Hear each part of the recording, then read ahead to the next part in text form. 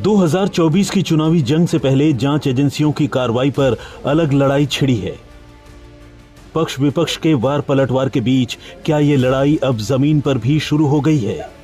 ये तस्वीरें हैं पश्चिम बंगाल के नॉर्थ 24 परगना की, जहां ममता राज में ईडी की जांच के रास्ते में रोड़ा अटकाया गया। राशन घोटाले की जांच के लिए पहुंची ईडी की टीम पर जानलेवा हमला किया गया। इस हमले के बाद बीजेपी पश्चिम बंगाल की कानून व्यवस्था पर सवाल उठा रही है।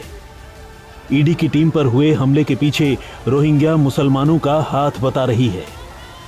शाहजहां शेख के वहाँ पे जिस तरीके से ईडी के अफसर के ऊपर प्रेस के ऊपर जो हमला हुआ है, वो दिखाता है कि बंगाल में रोहिंग्या मुस्लिम जो है उनको घुस के बंगाल की पूरी लॉ एंड ऑर्डर को क्या कर चुके हैं।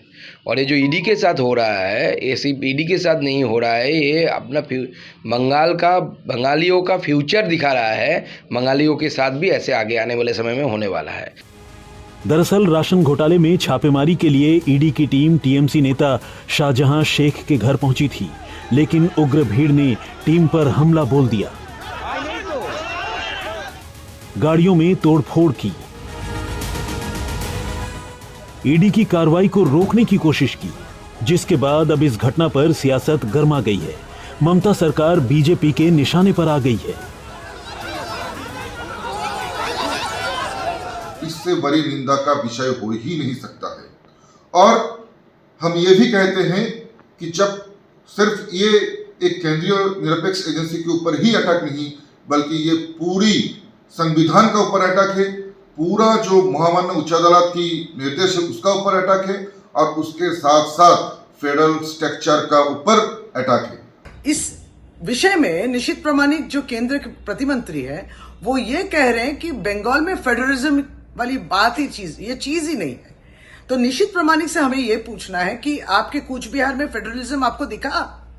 आपको पश्चिम बंगाल में फेडरलिज्म दिख रही है? जब आती है मनरेगा के बारे में, आपने जिस क्षेत्र से आप निर्वाचित हैं कूच बिहार से, वहां की जनता को मनरेगा के फंड्स मिल रहे हैं कि नहीं?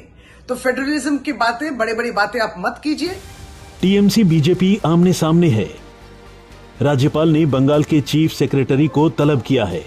गृह मंत्रालय ने घटना पर संज्ञान लिया है।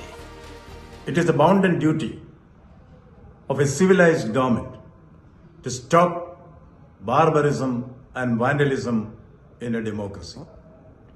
If government fails in its basic duty, then the Constitution of India will definitely take its course. लेकिन बड़ी बात यह भी है कि ईडी सीबीआई की कार्रवाई पर सवाल उठाने वाली कांग्रेस जांच एजेंसी के अफसरों पर हमले के बाद ममता दीदी पर हमलावर है, और इन हमले में बंगाल में सीट बंटवारे को लेकर चल रही खींचतान का असर भी साफ दिखता है। इसमें ये जगजाहिर होते हैं कि बंगाल में कानून और व्यवस्था की हाल कितना बुरा होते जा रहे हैं, क्योंकि बंगाल में ये सारे आदी हैं। आज जख्मी हुए हैं, कल ईडी वाले अगर ख़त्म हो जाए, खून हो जाए, तो हमें मुझ जैसे लोगों के लिए ये अचरज की बात नहीं होगी। पश्चिम बंगाल में ईडी के एक्शन पर सड़क पर तनातनी दिखी। वहीं हरियाणा में ईडी के छापे में बड़ी रकम और हथियारों की खेप बरामद हुई।